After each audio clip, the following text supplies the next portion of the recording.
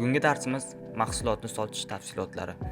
Mahsulot tasvirlari boshqa vizual tasvirlarga qaraganda boshqacha baholanadi. Ular toza, maqsadli va ishonchli ko'rinishi kerak. Har bir soya, yorug'lik va burchak mahsulotlari qanday qabul qilinishiga ta'sir qiladi. Yuqori sifatli yoki arzon, aniq yoki chalkash. Ushbu darsda siz Midjourney o'yinida parametrlarni to'g'ri yoritish, kompozitsiya va nuqtai nazar tanlovlari bilan birlashtirib, mahsulot tasvirlarini ataylab qanday loyihalashni ko'rasiz. Mahsulot tasvirini nima ishlaydi?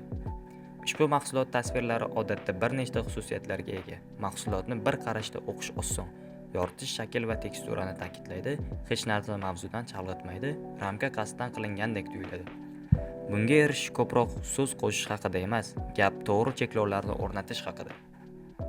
Mahsulot fotografi kabi o'ylang. Suhbatni yozishdan oldin haqiqiy fotosessiyani tasavvur qiling. O'zingizdan so'rang, yorug'lik qayerdan kelmoqda, kamera qanchalik yaqin, mahsulot markazlashtirilganmi yoki bosqichma-bosqichmi, mahsulot qanday kayfiyatni aks ettirishi kerak. Sizning taklifingiz ushbu savollarga aniq javob berishi kerak. Ssenariy: premium terini parvarish qilish mahsuloti. Siz premium terini parvarish qilish brendi uchun vizual materiallar yaratmoqdasiz. Tasvirlar veb-saytda va reklamalarda ishlatiladi. Mahsulot quyidagilarni his qilish kerak: toza, zamonaviy, yuqori darajadagi, xavfsiz boshqariladigan sozlashdan boshlaymiz.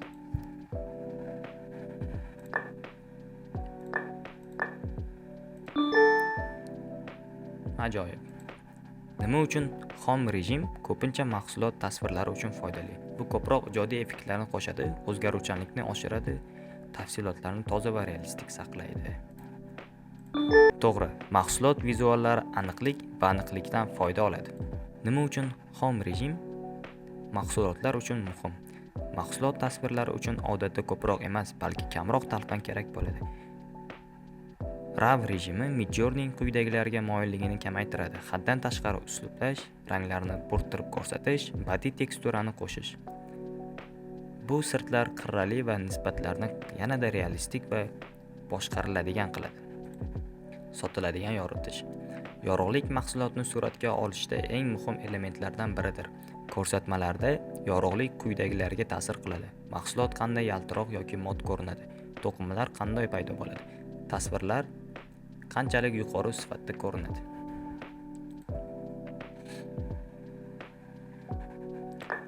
Dramatic softbox lighting.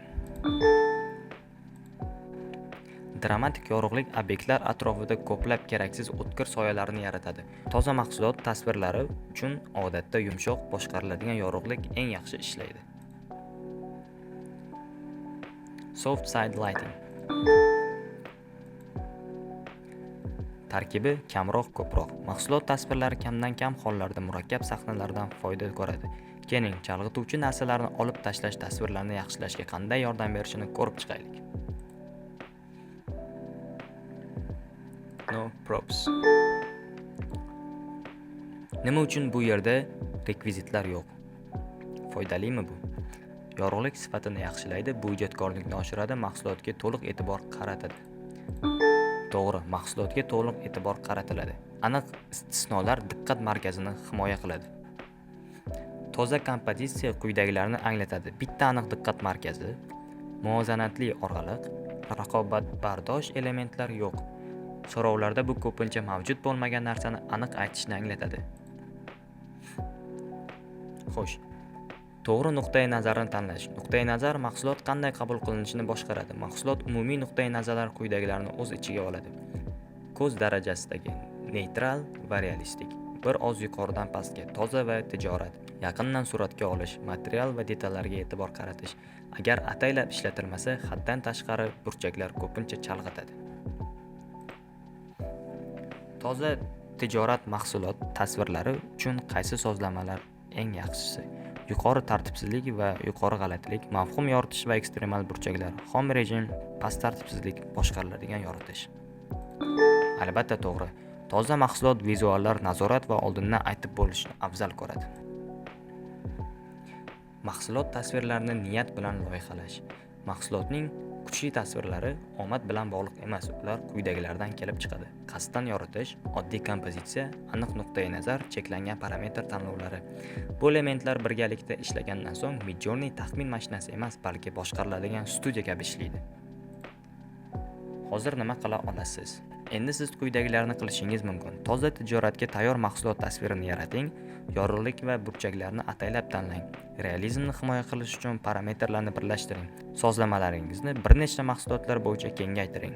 Bu yondashuv terini parvarish qilish, texnologiya, moda va boshqa sohalarda ham ishlaydi. Keyingi qadamlar. Biz oldingi siljiganimizdan mijozlarni jalb qiladigan, ularning ishtirokisiz oshiradigan va STI'ngizni ajratib turadigan ajoyib marketing vizuallarini qanday yaratishni o'rgandingiz.